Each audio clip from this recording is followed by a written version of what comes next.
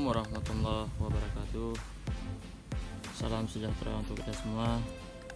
Pada sore hari ini kita akan kunjungan ke lahan petani yang menggunakan varietas Rajasa 01 yang berada di Desa Rimlu, Kecamatan Murah Mulia, Kabupaten Aceh Utara.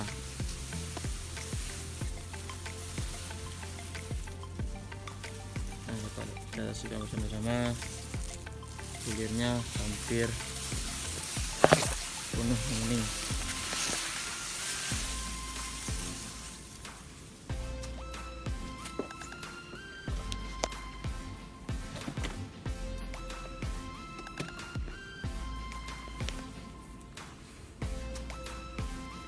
Nah, bulirnya hampir padat, isiannya full sampai ke batang.